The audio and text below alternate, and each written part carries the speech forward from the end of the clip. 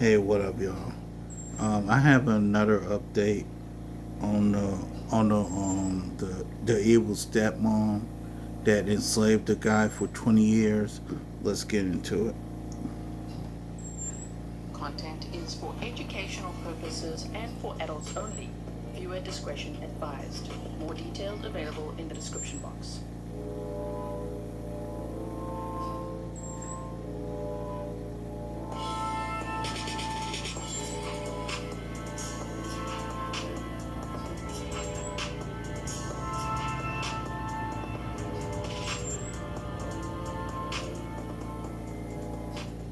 Hello everyone and welcome back to another live stream with me, Gizella K. This is Grizzly True Crime. I hope the sound is good. Please like and share if you can hear me, see me, and all of that. Today we are back to talk about the Waterbury captive case, where a 32-year-old man was discovered in a home in Waterbury, Connecticut on the 17th of Feb of 2025 after he had intentionally set fire to the room that he had been kept captive in for 20 years. Yeah, this case is so shocking. So what we've done is there's already 3 live streams. I might actually at some point make a playlist for this case because in part 1 we went over all the details from the probable cause affidavit, and then we did 2 follow-up live streams as well. So if you didn't see those, I hope that you will check them out, right? Blueberry says, Gizella last night with Greg and Josh was great. I was in chat on Courtroom Confidential at hours I should not have been awake, but I was there. Thank you to all of you who were there with me as well. So what we're going to do today is there's some new body cam footage released. There's a whole collection of photos from inside the house as well that's been released. And by released, I mean by the courts, right? Grizzly Cat surprised me with all of this because she went and made a FOIA request to see if we could get additional body cam photos, and she managed to get it. So I was very excited when she showed me all of this that we got, and so I made a compilation for you here.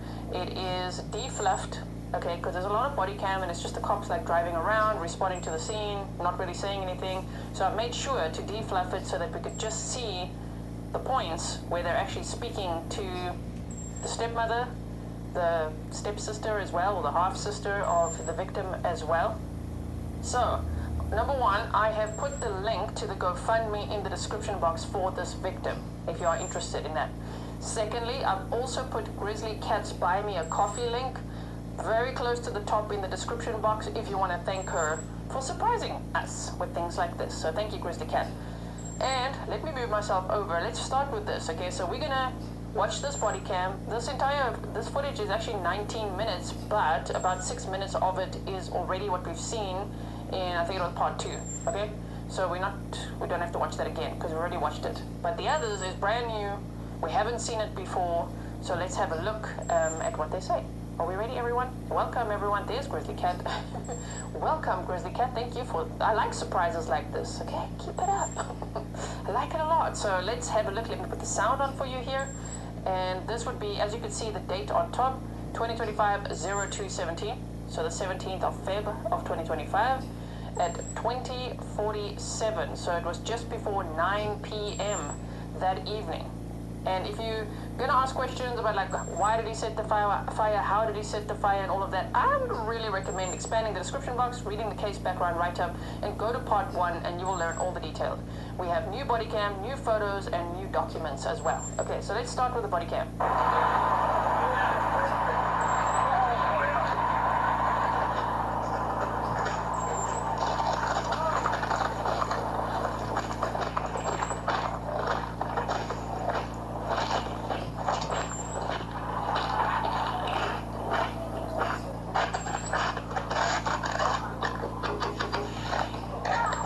There's a fire!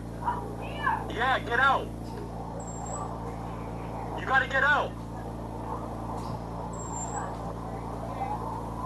Nah, I'm good. It's not safe, you have to get out!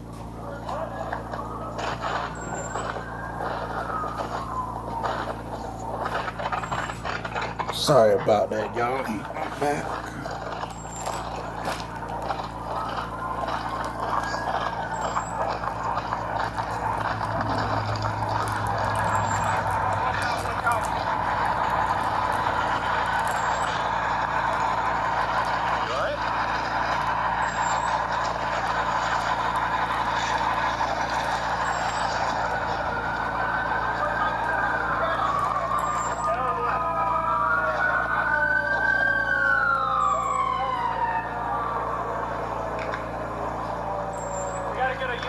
that side.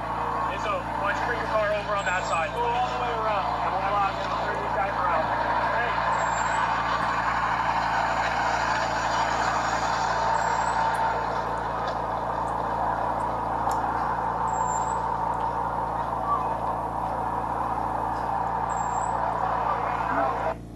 I mean, the whole fire department is responding, and they're like, get out. And she's like, what?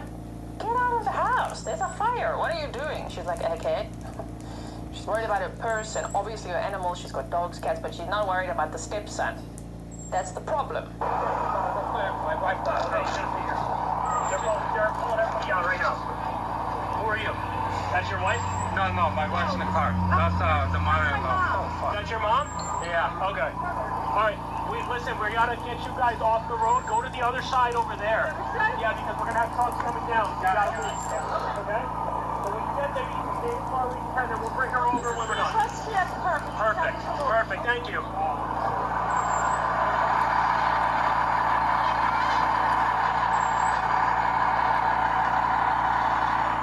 So that was the victim's half-sister? Stepsister, actually, because it's a sister. It was Kimberly Sullivan's daughter and her husband. Initially they said boyfriend, but it sounds like husband, right? That we just saw there, that we haven't seen them before. So they responded to the scene, and allegedly Kimberly was calling them over to take the locks off the doors where, the victim had been kept for 20 years. Wait a minute, you tell me the husband knew that dude was locked up? Wait a minute. You tell me this guy is married to one of the stepsisters, know this dude is locked up, and is helping them keep this dude locked up. Is that what y'all are telling me?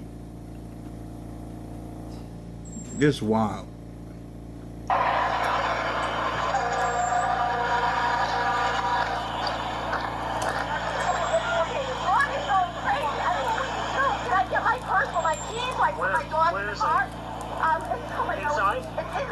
Go back inside. You cannot go back inside. Here. You cannot go back inside right now. The house is on fire. You're not going back in. All right? We're gonna have to move you. Come down here? I go. Oh, your daughter's the one in that car? Yes. She's gonna be over there for you. Okay? I told her to go to the park because we have to get everybody in. How are we gonna You're gonna walk. We'll walk with you. Okay? Don't worry. I just told her to go to the park and wait for you. Okay? Go ahead. Which apartment is yours? It's in the back, surveyor's responsive. Make sure we get her in the car to see for her. Yeah, nobody else is in the house, right? Her family's over there. Yeah, but she can't. Okay. Her family's over there, so I took them over there with her.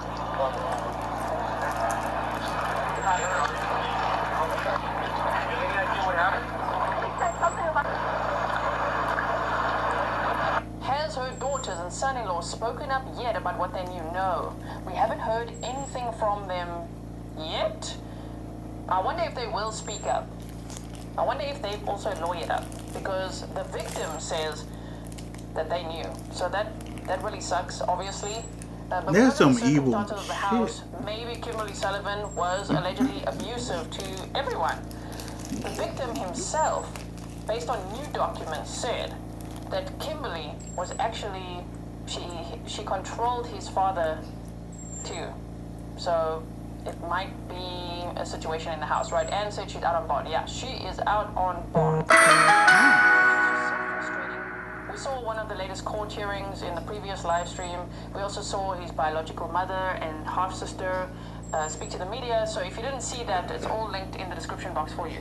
All right, so let's carry on here.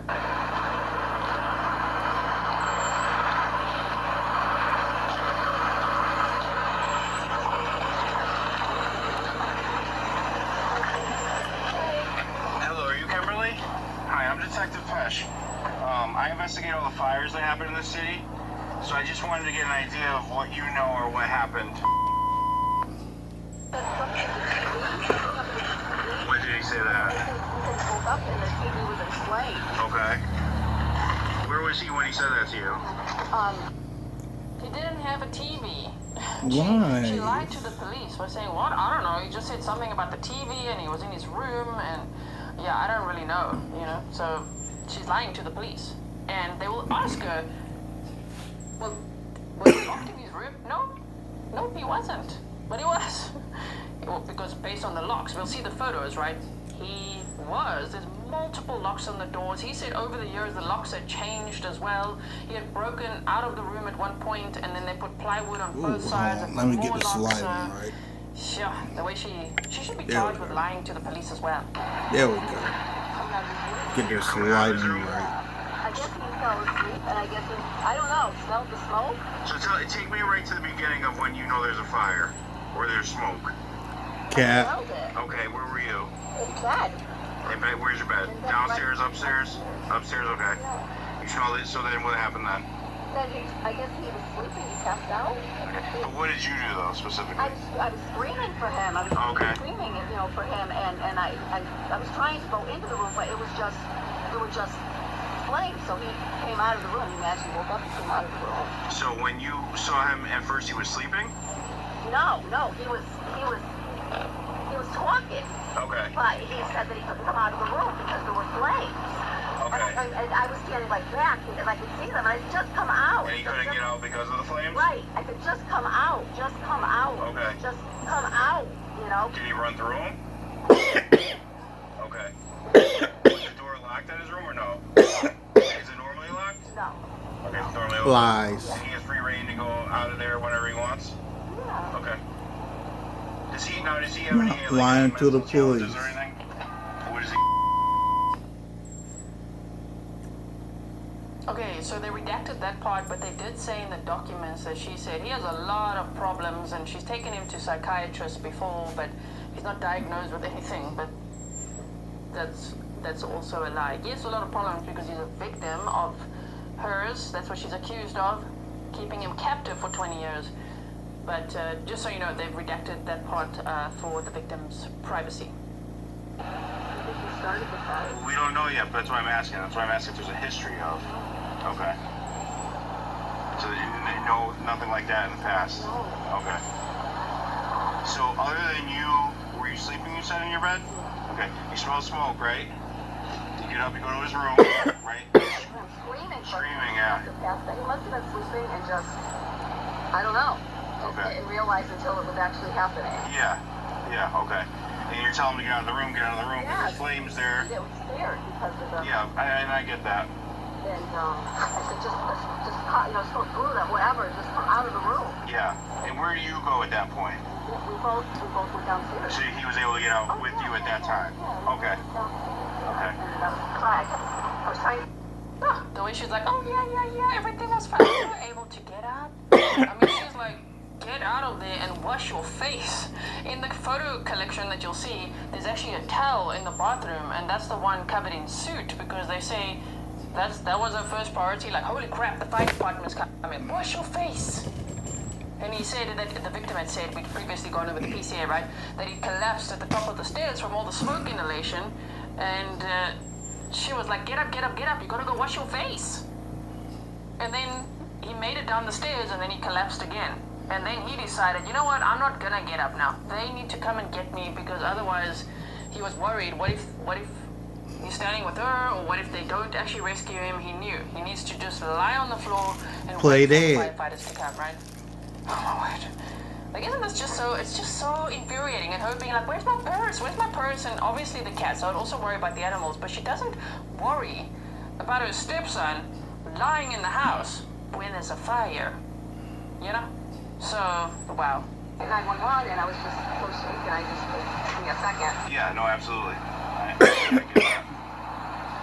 All right. You're going to be here for a little while? Well, I was going to go to the hospital. Okay.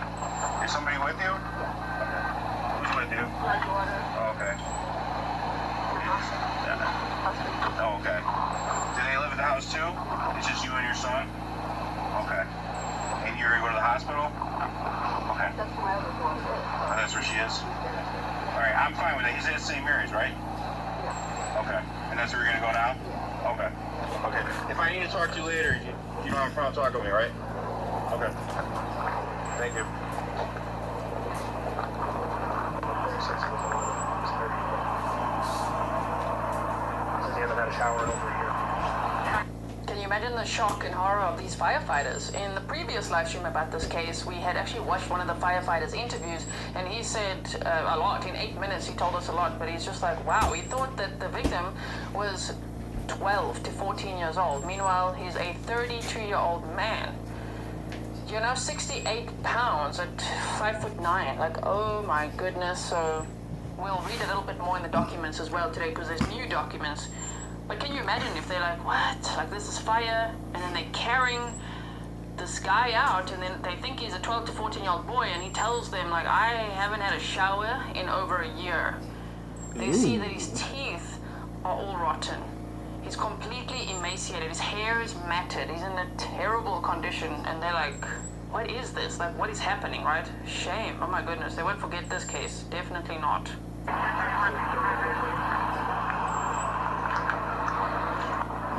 I go here? Yeah, I guess so. I guess Morgan's following you down. Alright, tell me to go. Okay.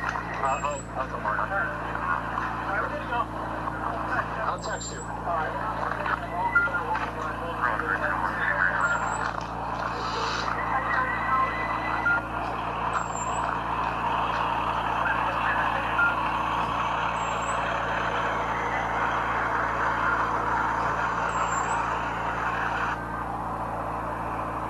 By stepmom for right now, or what? What?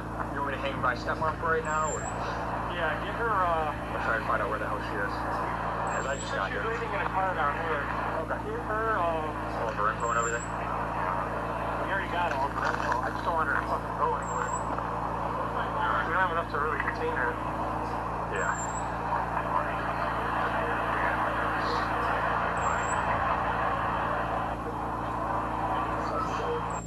Not yet. They're like, we don't have enough to detain her. See, they're already thinking, oh my goodness, like, what is this? Like, we have to detain that woman. It took about a month to actually arrest her. We'll go over the charges and everything again. But yeah, she posted bond like the next day. Alright, single family house. We're just this guy in the back of the ambulance will be on, right? So she is with her mother. Stepmother. Stepmother. She's out front with the dog. Right. Call him on the phone. Like, you have to get out. You have to get out. She's right in the front. I'm trying to get her attention. I'm saying, so let's just get her. We got all of her info. What car is she in? What type of car?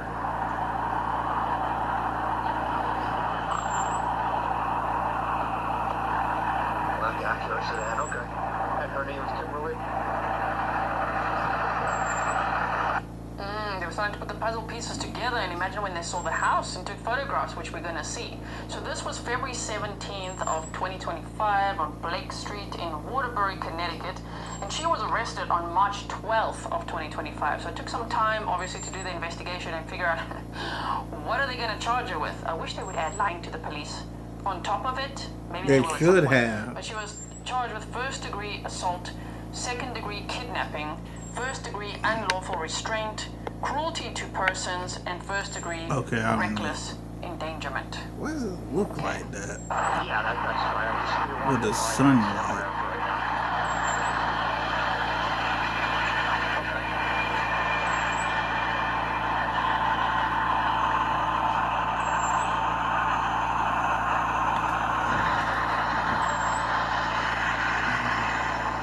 Where's that black Acura?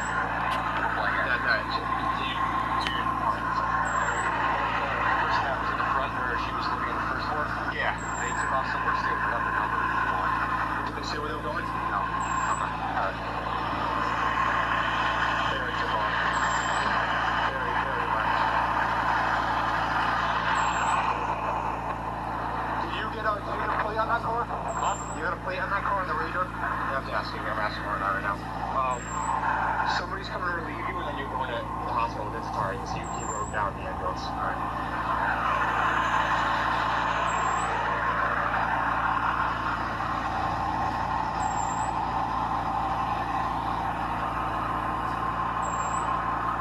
Ready to see if that comes back to Black Acura. 74725. Bravo Hotel 74725.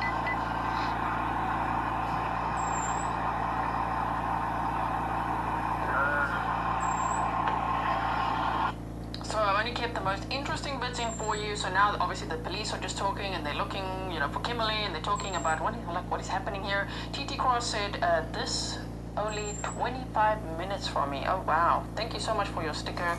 I was also letting you guys know that Kimberly Sullivan's bond was set at $300,000. She posted bond the day after she was arrested. So she's out and about. The state has continued to ask the judge for her to be on house arrest. And the judge has denied that. So she's going to have GPS monitoring, but she's not on house arrest. So, yeah, I know we all would love to see her rather in jail, because think about what she's accused of doing to her stepson, who was kept captive for allegedly 20 years. And he actually said the abuse started when he was 3 years old. The 20 years starts from when he was 11. And I mean, the evidence, in my opinion, is there. Look at the victim, like 5'9", 68 pounds. That's 30 kilograms. Oh my goodness. And then the locks on the doors, I'll show it to you right after this body cam. This is just horrible. Alright, do you have my number? You want to just text me if you find it? No, it's on the car, right? I'm gonna speed this up a little bit if y'all don't mind.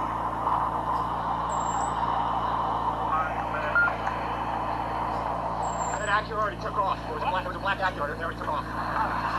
See, I see you can play on the Acura now.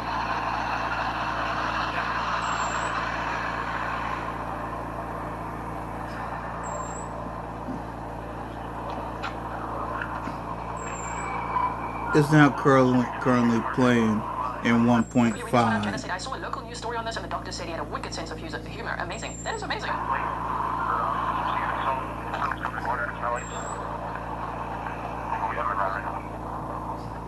Alright, so... Oh, hi, buddy. Hello. How are you? Do you mind hanging here for a minute? That's Kimberly Sullivan in the vehicle, the stepmother. We have our fire inspector coming out, and he just wants to talk to everybody while we still have them, just because everybody's been running around a little bit. I will... Oh, well, that would be more for the fire department. I would say probably not, just because of... Hi, Mr. Frank, hello. How's it going? I got some hats and stuff for the people. Oh, man. Well, my boss is calling. The office is calling. So this is from the back here. I guess the other daughter went to Waterbury. Obviously, he's at St. Mary's. I guess Paige is going to come in. He's going to talk to them. I don't know if you guys ever want to talk to her at all. I think I didn't talk to her. Paige is going to probably say that. He seems like a fire. You might see her with her.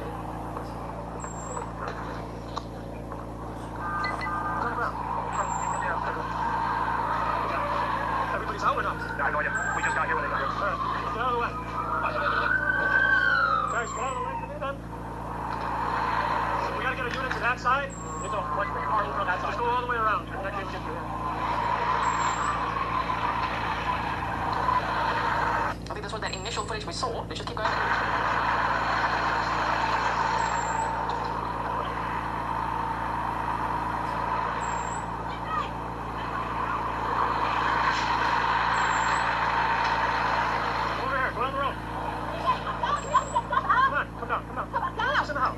My stepson is in here. I'm trying to help him out. That's it. I have two cats. Everybody's out? Yes.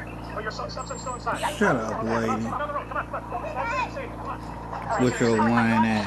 And now you'll see them, we've seen this before, as they carry the victim out. Lying ass, bitch. My dog. I got my dog. I know, come on. Such a liar. Shame, it really looks like they're carrying a child because he's so thin, so emaciated. Oh my goodness, I can't believe this case. Misty Harris said, Grizzly True Crime, I joined Patreon 2 days ago and I've seen the Rhine. Oh, you saw the Rhine Falls and I took you to in Switzerland. It's a beautiful. I paid less than $12 for a year. It is so worth it. Everyone should join and go on trips and see the beautiful kitties. Thank you so much. And if you don't get notifications here on YouTube, you can also join the free tier on Patreon and you'll get majority, 99% of the notifications for upcoming live streams here on YouTube. Okay, so we've seen that. So that was a collection of all the new body cam. I think that would be all the body cam. I can't imagine that there would be more. Now, let's look at the pictures. Okay, hold on 1 second. I just want to line this up for us. Okay, so there's quite a lot of pictures, and we're going to work through this now, and then we will look at some of the latest documents as well, because there's some more details in it, okay? All right, let me just see. Also, let me just put a public service announcement out there. Please stop blaming the bio mom.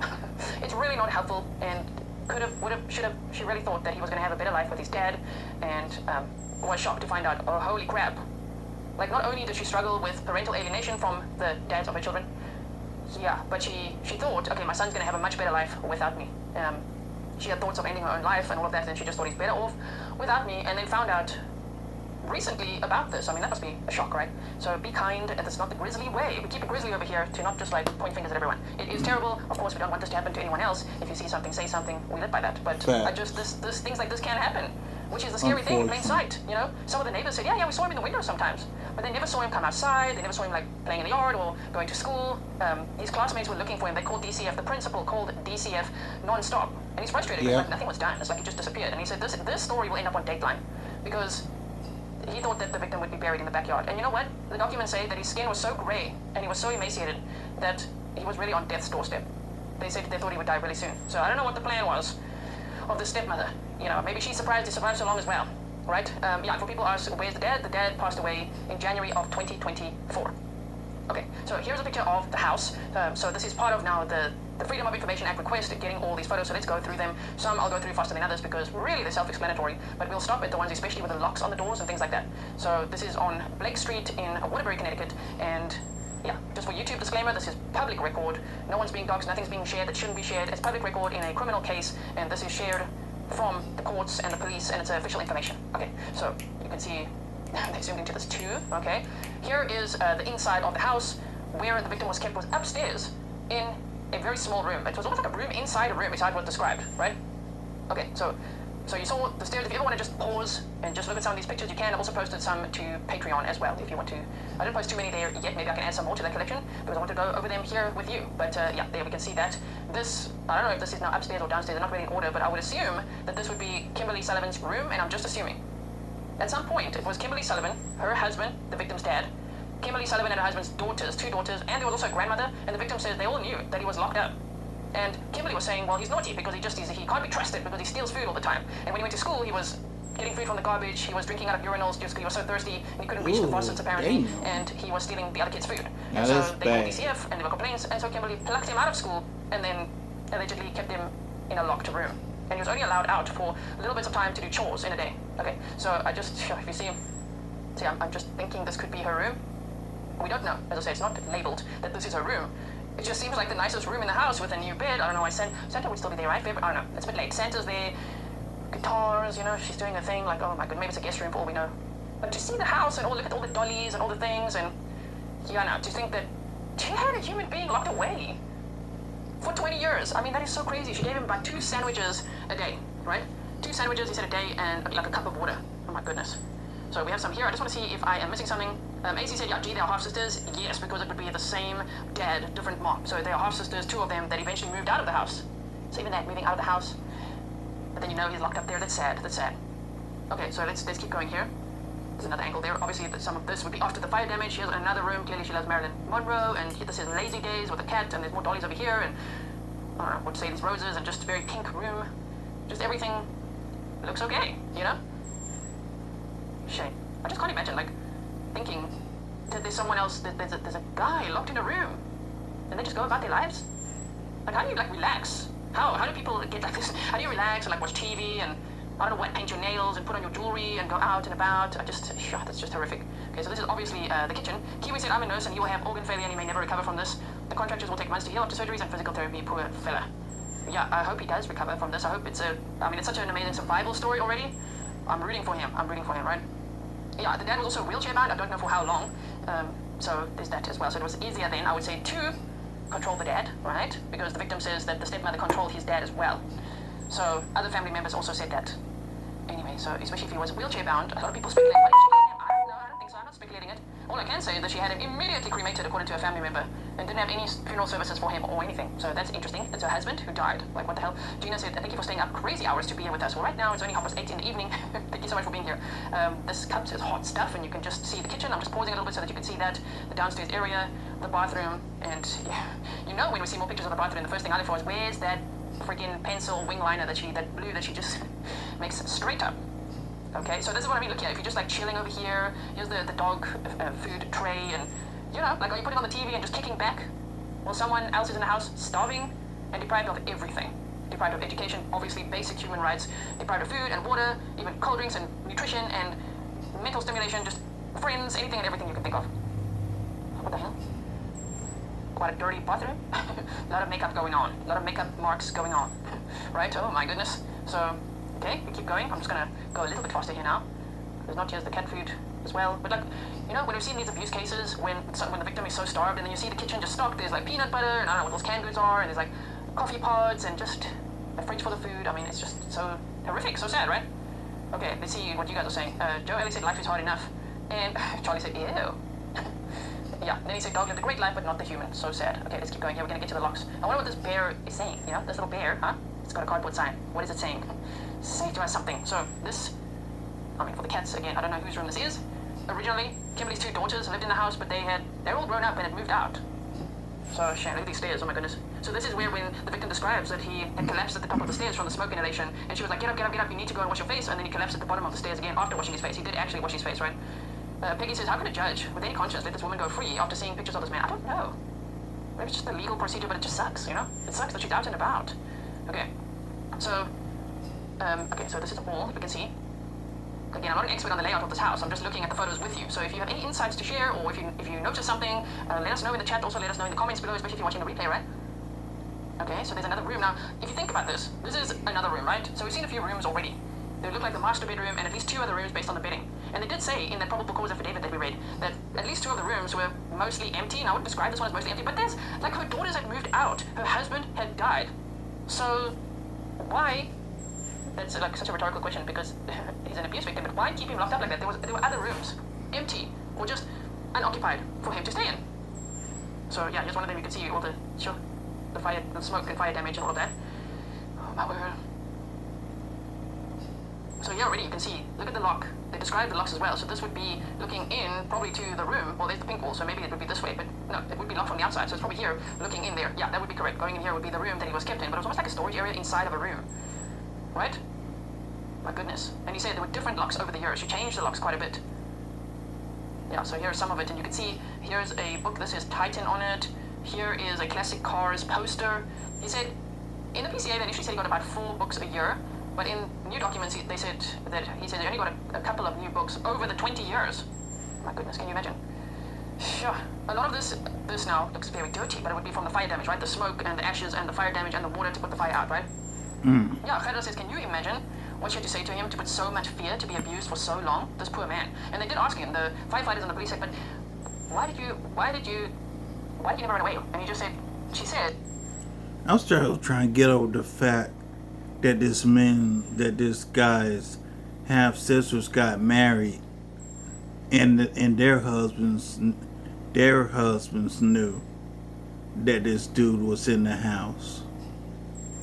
Them damn husbands ain't worth a damn. They ain't.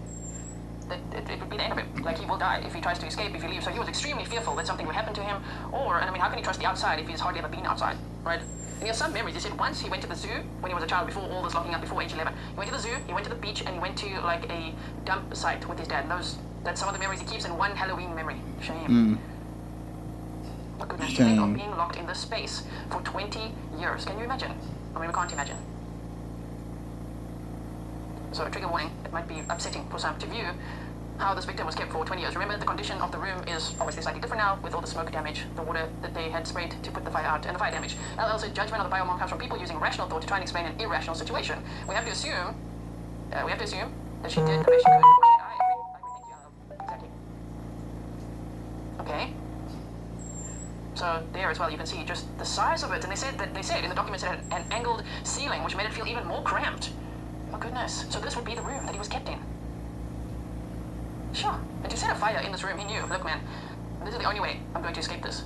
I'm going to set a fire here. How did he set the fire? Because when his father died, then Kimberly gave him some of his father's clothes, and there was a lighter in one of the pockets. So he kept that, and he set a fire using hand sanitizer and printer paper, and using that lighter.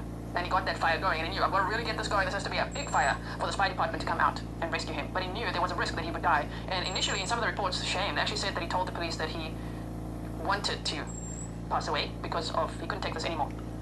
My goodness. Jenny Lynn says, like a small attic space, true nightmare, right? Absolutely. Sure. It's just like seeing it, especially knowing the context of the case, right? But you just feel claustrophobic just seeing it. Imagine being locked in there for 20 years. It's just, it's unbelievable from like age 11 to 31. Or like 11 to 32. Isn't that's just you can't think of it. A lot of people say, you know, why didn't he leave? He was there from when he was 11, so it really became his normal as a child. And then 12, 13, 14, imagine, 15, 16, 18, now 21, 25. Wow, escapes at age 32. Peggy says, wouldn't it be really something if he got his inspiration to escape from hearing the news of the kids who were locked in for 5 years? Well, he did listen to the radio. I think that he got his inspiration from, he dressed up as a firefighter for Halloween when he was a kid. And I think that obviously stuck with him. Obviously, he looked up to firemen, you know, and so, yeah, I think he's just like, they're the ones that are going to rescue me. This is the plan.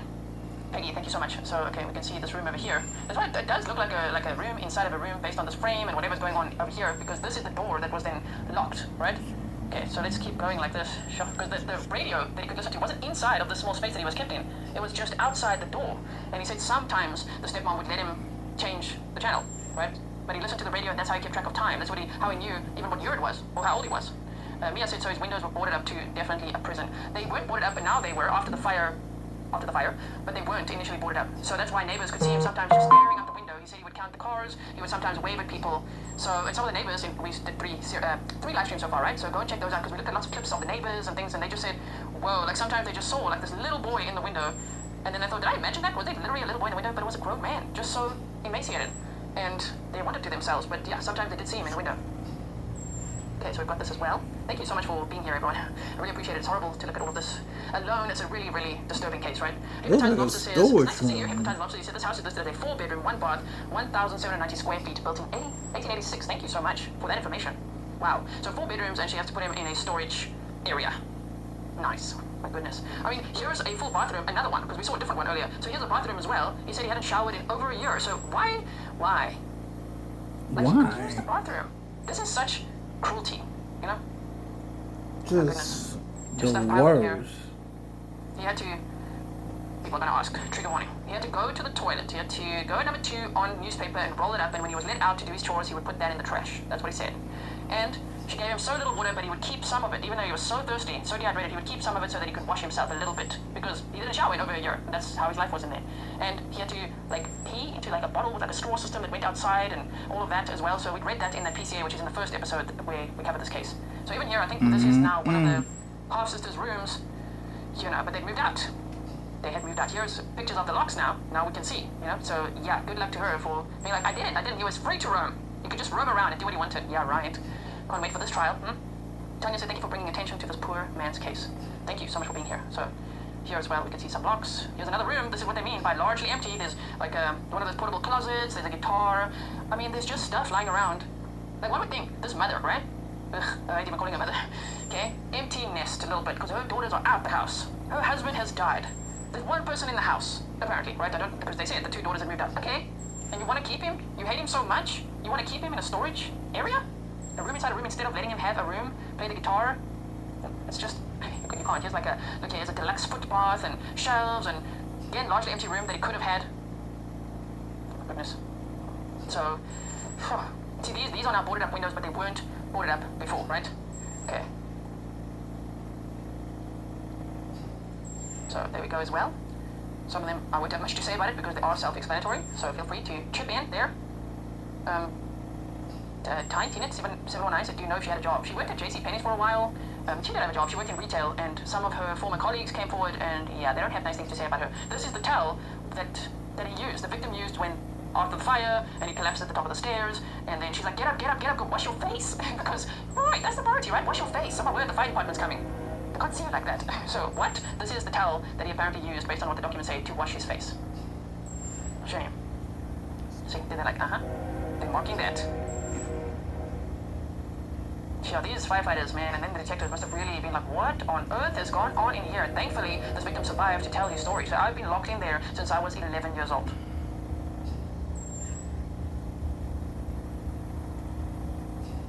Yep. Look at this frame. I mean, I wonder at what point she opened that door. Because this looks really charred, like it was really dangerous, right? He could have died. And he knew that. He took that risk. Look at this. And as I said earlier, apparently she's like called her daughter to come over, and the daughter's husband like, quickly, get a screwdriver, get those locks off the doors. Wow. But here you can still see evidence of him being kept captive. So this will be shown to the jury eventually, right? Unless she pleads guilty, which I don't think so. Based on how it's going so far, I don't think so. She's already pleaded not guilty at this point. And her next court date is April 22nd. Jeannie says she doesn't deserve to be called mother or stepmother. My goodness. See these? Was that removed? Who removed it? My goodness. So he was locked in from the outside. And you know, we'll read it in a moment onto these photos. He said that he wasn't allowed to wash his clothes, but part of his chores were to wash the household's clothes. So sometimes he said he would sneak in his clothes, you know, just so that he could actually wash it. I don't know how often, once a year, every few months, I don't know. Yeah, as well, look there. You are so busted, lady. And that attorney of hers is like, my client is innocent. She is just shocked by these allegations. Well, we're shocked by what we're seeing here and what we're hearing about the victim. 68 pounds, a 32-year-old man, 5'9". What? And I believe him. He's saying he's locked in here for 20 years. Look there. I mean, to even calculate this, to go and buy the locks and then do this to someone. As you can see there as well. Lots of locks. Oh my word. Britt says she is so cruel, disgrace of a human being. Yeah, she's so cruel. And he was on death's doorstep. That's what the police say. He was grey. I'm surprised he emaciated. is They don't think he still would have made it much longer. alive. That is so sad. Oh my word. So when people say, why now? Why did he do it now? Literally. The last bit of survival that he had in him. He survived so much over these years, but he's like, I'm either gonna die in here or I'm going to risk getting out. You know? Shame. And how sad to think. Well, I don't know what she would have done if he had died in there. What would she have done? Probably nothing. Oh my word, this is scary. This is a scary thought. Here as well, you can see the evidence. I mean, lady, how many locks do you want to put on a door? And why? Sure. There as well. They're measuring everything, they're photographing everything. Yeah, we can see. This tape measure is making me think of Brian Koberger's essay now, because we read through that yesterday. He was like, I will bring this measuring tape. Yeah, they bought it. They bought it here. Okay, so and there's a mugshot. And those are all the images. So now we've seen all of those, okay? And now, the last thing we have to do is look at these documents. So let me make myself a little bit bigger, and let's do this. Okay, so if you missed the body cam, I played that for you at the beginning of the live stream.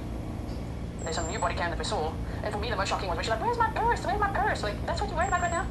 First she didn't want to get out of the house. They're like, get out of the house, there's a fire.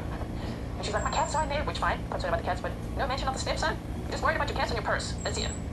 Wow, okay, so this is now, I've just made a binder out of all the documents that we received. We received 18 documents. So I just want to show you, this is basically a case incident report from the Waterbury Police Department. This one is 2 pages long. The collection is 62 pages. And so the point of this is, you can see over the years that many calls to the police or fire departments or whatever were made. So if you go here to 2005, it says check conditions, 2005 harassment, 2007 suspicious persons, and we'll get into the reports of what those are, because I was wondering myself, like, what does that even mean? But thankfully, they've given supporting documents to go with these dates, and I'm like, okay.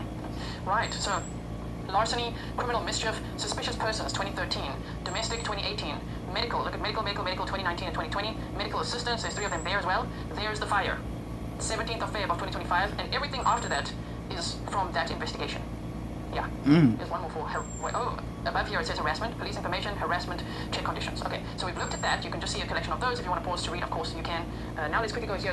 We've already read through the probable cause affidavit, so I'm not going to read every word of this, otherwise we will be here forever. But so a lot of this information is the same as episode 1, but there are a few new details, and I've made sure to highlight those for you so that we can just quickly go over those to add to what we already know. Which means if you don't know it, you've got homework to do. You've got to watch episode 1 on this case. So basically here, they said the officer spoke to the victim in the ambulance where he was being treated for smoke inhalation. Upon viewing the victim, Inzatari observed that he is extremely emaciated. His hair was matted and unkempt. He was very dirty and his teeth appeared to be rotten. He was conscious and alert, although he was having difficulty speaking due to the smoke inhalation, and reported it to Inzatari that he intentionally set the fire in his room on the 2nd floor using a lighter, hand sanitizer, and paper in an effort to kill himself. Shame. That's what he initially told this police officer. He reported that he wanted to, okay, YouTube disclaimer, we're just reading a document, okay? He reported that he wanted to kill himself because he wanted freedom, as he had been held captive at his residence since he was approximately 11 years old. He specifically mentioned that his stepmother, Kimberly Sullivan, keeps him locked inside his bedroom as there's a lock on the outside of his bedroom door. He was transported to St. Mary's Hospital for treatment before being transferred to another hospital as his condition worsened, and he was listed as being in critical condition. Now they say his location now is undisclosed while he's recovering. Okay, so they asked, Officer Ballou spoke to Kimberly Sullivan on scene and asked if, the victim was diagnosed with any mental health problems, and Kimberly said that he's slow, but he doesn't have any diagnosed mental disorders or any other ailments. Oh, no other ailments. He's almost dead. Starvation is an ailment. Dehydrated, so abused, so neglected. Neglect is a horrible form of abuse, but like just everything. And she's like, no, he doesn't have any other ailments. Like, just look at him. I mean, the police must have been like, what? No, nothing to report there. Now, this is all very similar to what we've read, right? So I'm just going to keep going here. I just want to make sure I'm quickly speeding to make sure I didn't forget to highlight something for you. But yeah, we've read through this before, and they went through each room to see like what happened, and they found where the fire had started, and they'd asked the victim about it, and he had said how he set the fire, right? So here it says, Officers noticed his condition. The victim now questioned him about it, with him stating that he had not bathed in about a year. Pesh then conducted an audio and video recorded interview with the victim, who over the course of a 2-hour interview provided details of his life since he was in grade school. He explained to Pesh that since about the age of 10, he's been forced to stay mainly indoors and specifically locked in a bedroom. He stated that over the course of time, there were different locks that kept him in. The most recent lock was a slide-type lock, which we saw in the photos, that was on the outside of the bedroom door. He recounted a time when he was younger, when he was locked in the bedroom, but was able to break through part of the door to unlock it. After that, he stated both sides of the door were secured with plywood so that he could not get through again. And based on the victim's testimony, right, and then the plywood that you can see and the locks that you can see, that matches, that corroborates what he's saying, right? So, okay, so then it says after that he stated both sides were secure with plywood, he remembered being told that he was untrustworthy because he would steal food. He stated that he was pulled from school in the 3rd or 4th grade. He stated living with him in the house was his stepmother, his stepsisters, and his father, whom he did not mention by name. He reported that his father died approximately a year ago and provided details how he was confined to his room and only allowed outer times to do chores around the house. Throughout the interview, he recounted times when he actually left the house, and it was far and few between. He remembered a trip to the zoo as a child. Wait, we don't want to redact it now, just wait. It's in here. Yeah. He remembered a trip to the zoo as a child, a trip to the beach as a child, and a trip to the dump when he was a teenager. He added that there were times when he would be allowed outside to help with snow shoveling, but he was rarely out of the house. He continued by explaining that his only connection to the outside world was looking out of his window and listening to a radio that his stepmother would occasionally allow him to change the stations. He stated that over the course of his life, he was only given a couple of new books each year, and he had a few games in his room to keep him occupied. He stated that any kind of education stopped once he was pulled from school. He has never had any friends, and he was kept in his room when there was an occasional visitor. That is so incredibly cruel. I mean, he was deprived of an entire childhood, adolescence, and adulthood. That's a lot. Wow, okay, and then they said he was asked why he never attempted to get help, and he was told by his stepmother that he would never see the light of day if he did. So she kept that over him. She said, you will never see the light of day if you try to get help. So saying that already, as a child, to him as a child, that became his normal.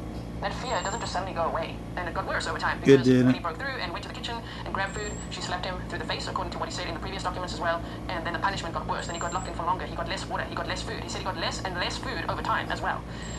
Oh my word. So on the day of the fire, he explained that he intentionally set the fire because he wanted the fire department to come so he could be helped. Once the fire was significant, he banged on his bedroom door for help. He said that his stepmother yelled to him, asking what he wanted, and finally opened the locked door. At that point, he remembered being overwhelmed by the smoke. He remembered getting downstairs where his stepmother made him go to the bathroom and clean his face. He stated that he went into the bathroom and cleaned his face with a towel before the firefighters came in and helped him outside.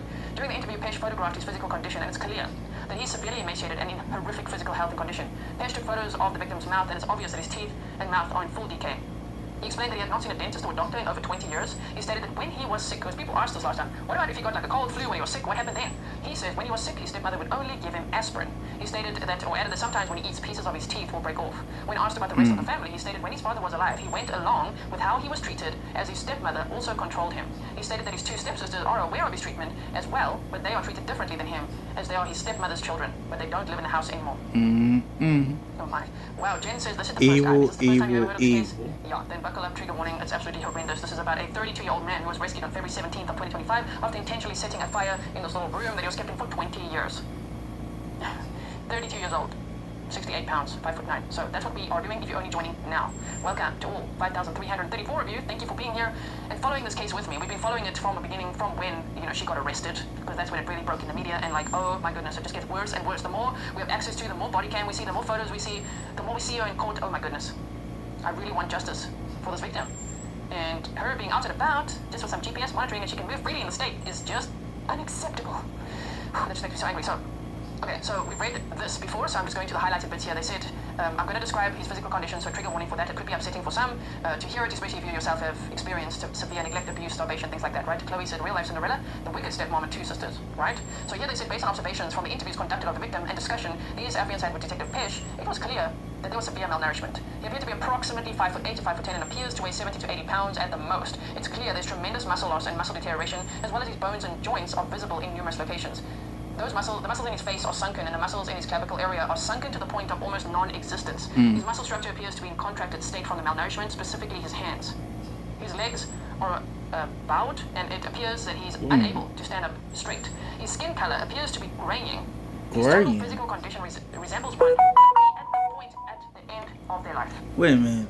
Isn't graying skin a sign of decaying, borderline decomposition?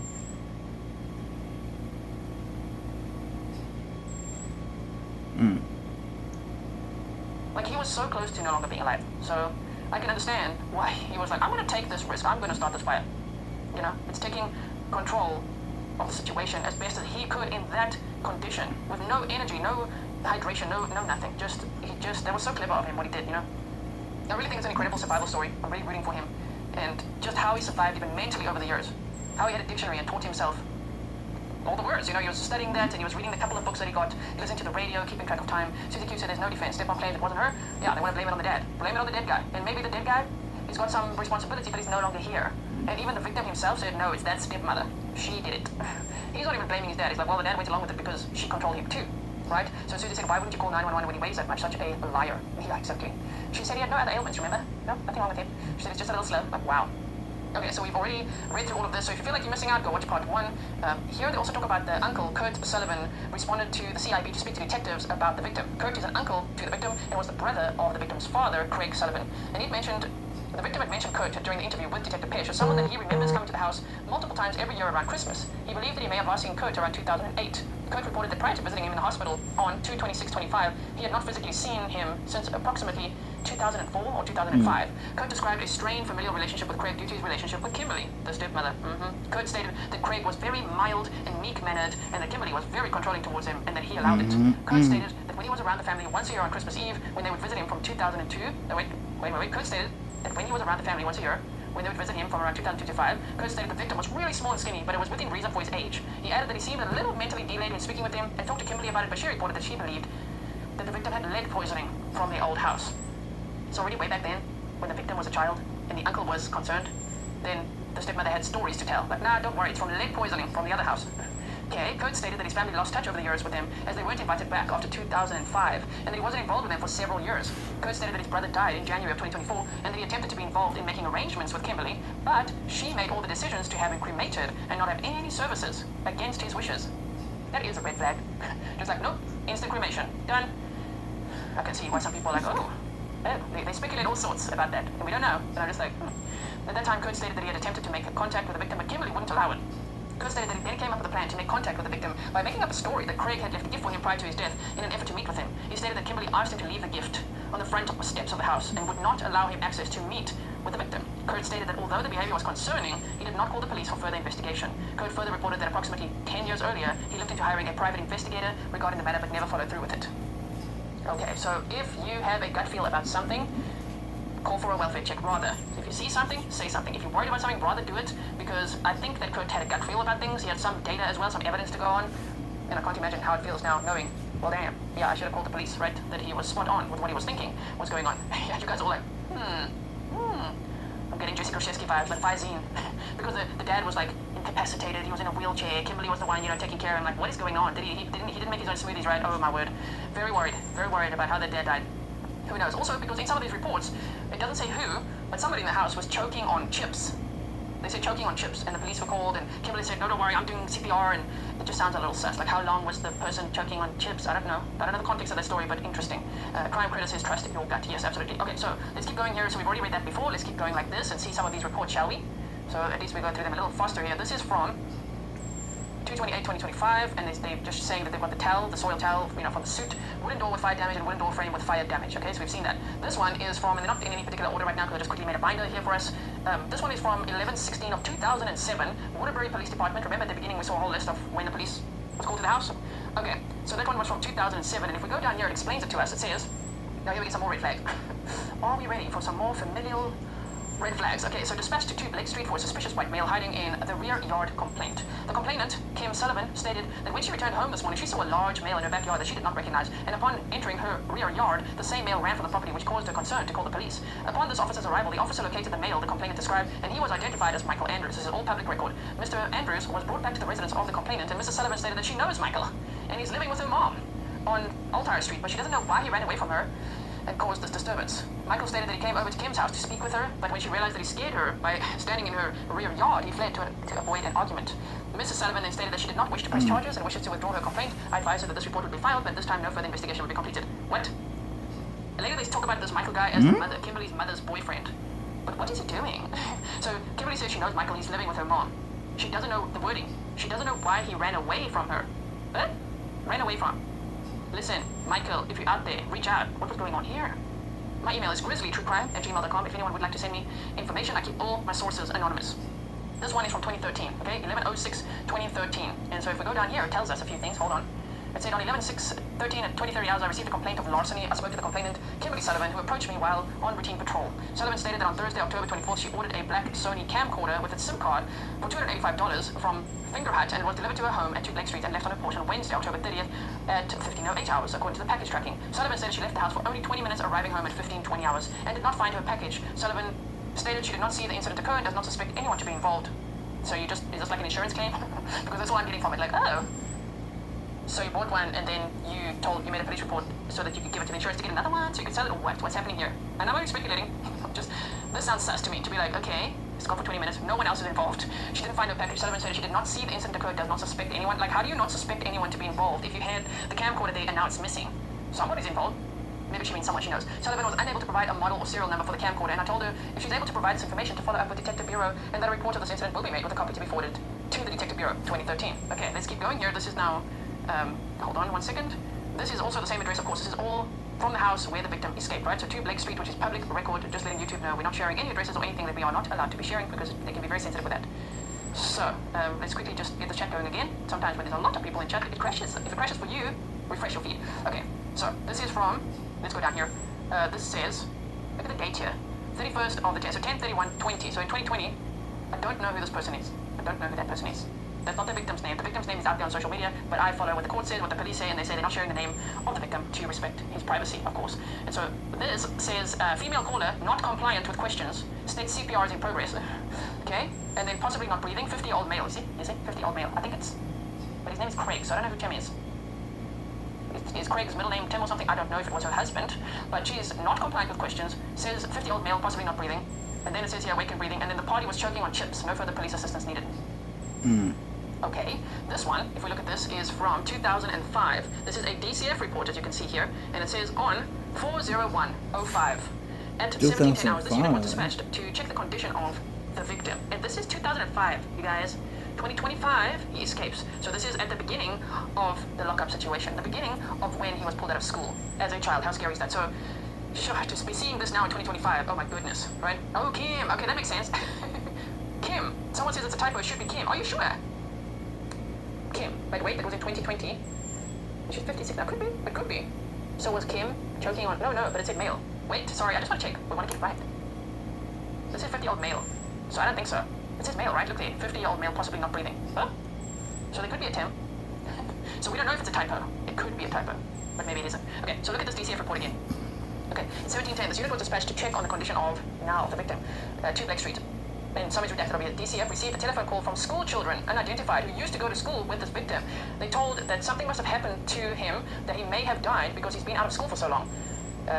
Is aware that, redacted is aware that the victim is now homeschooled by his mother, Kimberly Sullivan. Well, stepmother, I spoke to Kimberly, who said that this is the second time that she's been bothered by DCF or the police to check the condition of her children.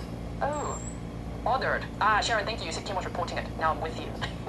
I am with you now, Sharon. Thank you so much. So Kim was reporting that a 50-year-old male was not breathing, potentially not breathing, because he was choking on chips. I just wonder how long that went on before the call was made. And then she makes the call and doesn't even comply with the questions or anything. It's so weird. Okay, so yeah, they said she's complaining. This is the second time that she's been bothered by DCF or police to check the condition of her children. I spoke to the victim, and this is so sad.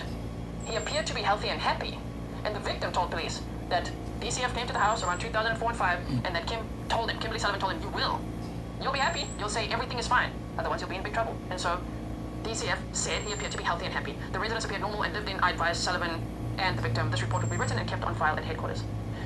Oh my word. This one is from 2005 as well. Let's quickly go read here. It says, while on 4/18/05, while working TRU, I spoke to a Craig Sullivan of 2 Blake Street in regards to a harassment complaint. Mr. Sullivan stated that he believes he's being harassed by the school principal of Barnard, Tom Pinone.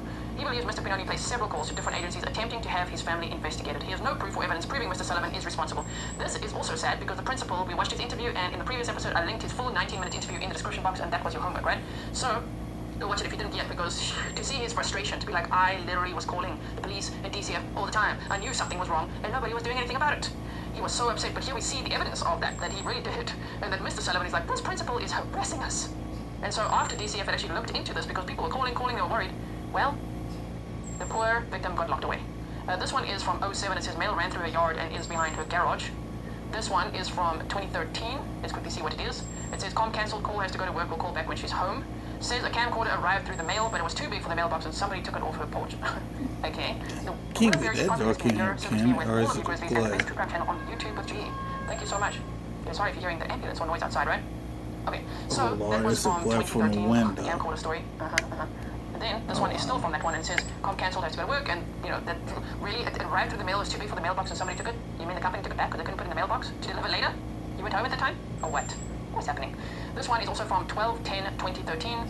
We will get through these, just hang in there with us because it is quite interesting as well, right? Okay, so this is this was her reporting. I think that somebody, 2 males tried to break into her car, the complainant's car. So that's what she reported then. Did they? Maybe they did. It says suspicious persons, and we keep going. And there's nothing much about this case to report there.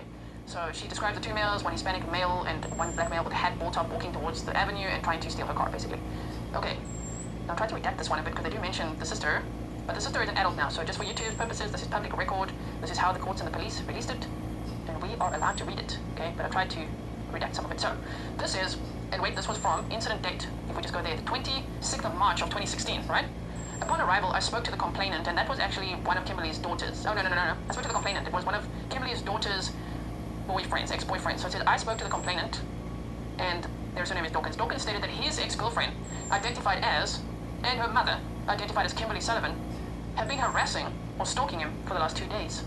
Okay? Dawkins stated that he and Kimberly's daughter worked in the brass mill at one point, and the daughter complained to mall security that he was bothering her. This caused Dawkins to be banned from the mall and forced him to lose his job. Dawkins stated he did nothing to her and was banned without his knowledge. He stated that he was at the mall today and around 4:30 p.m. when Kimberly and the daughter drove by him and started yelling at him to leave, saying, "You can't be here." Dawkins stated security then came up to him and told him he had to leave the mall because the Sullivans made a complaint against him. He stated the security guard said that Kimberly called him multiple times to call the police and have him kicked out. This whole family's a piece of Broke up work. with the daughter over a year ago and doesn't know why she and her mother are making these false claims against him. Dawkins stated he wanted this incident recorded, so if this continues, he can file for a restraining order. I informed Dawkins not to have any contact with Kimberly or her daughter and to save any harassing communication from either of them. I informed Dawkins a report of this incident would be made and on file with the police department.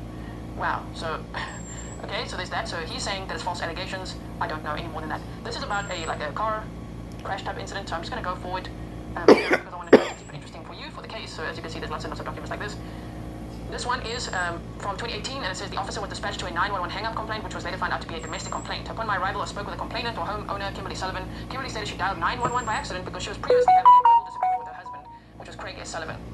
Kimberly stated they were having a disagreement about their marriage and relationship while they were in her car together. Kimberly stated that at no time did the disagreement become physical. There were no signs of physical violence. She stated she wanted to cancel calling the police because her husband had already left for work. Kimberly stated that Craig does not have a vehicle and does not have a cell phone, so she was unsure of where he may be walking to work. I did not observe any physical signs of violence while on scene. And Kimberly assured me that she was okay and did not need police assistance. I then ran both parties through NCIC or collect, and that's redacted. I then canvassed the immediate area in an attempt to make contact with Craig, but was unsuccessful at this time. I advised all parties involved their report would be on file regarding this incident. Okay, so I don't want to keep you too much longer. We're almost through with this. This is another car crash situation, so that doesn't have too much to do with this case here right now. It's just part of the address who was called there. So let's keep going. We're almost there. It's 62 pages, this binder, and we're already on page 52, and there's a lot of fluff here, as you can see. Okay, this one says ambulance personnel on scene and evaluated both, so this is about the car crash one. Yeah. Okay, that's still part of that document. Now this one is from 7/14/2020, the 14th of July of 2020. Stefan says it sounds like Craig tried to call 911. Hey, right? Southern Academy says, but did Craig need emergency assistance? Yeah, that's what I'm wondering. There's many questions here. We've got one here, right? So this is 7/14/2020 at 18:58 hours. I, Officer Murray, was assigned to TR1B when I was dispatched to a harassment complaint. I spoke with the complainant, Kimberly Sullivan, by phone call. She stated that she called police because her mother's ex-boyfriend, Michael Andrews, had been stalking her. See, so now there could be multiple stalkers, but you're also starting to see a pattern here of Kimberly Sullivan accusing people of stalking her. Okay. She explained that, and that's all redacted, so she applied for and was granted an ex parte restraining order, where she is the protected person and Andrews is the respondent. She explained that the restraining order was served today. Since the restraining order was served this morning, Sullivan stated that Andrews had violated it today during the incident. She explained that approximately 12:30 hours today, she was driving in the area of Main Street when she passed by Andrews, who was driving the opposite way. She stated that she and Andrews made eye contact, which caused him to perform a U-turn and follow behind her. Sullivan further stated that Andrews followed her all the way home, in which he subsequently left thereafter. Sullivan then contacted the police. Wow. Okay. Really? I just want to see. Big old Alpaca Mama says I sent you an email with a picture of inside it. Well, we Woman's just went such through a the whole collection, liar. If you missed the whole picture collection from a FOIA request, then I hope you'll check it out. We looked at new body cam today. There's quite a few of them that I put together for you, and then we looked at all the latest photos as well. And now we're looking at documents at our almost 90-minute mark. that would be up to you to go. So this one is from 7/14/2020.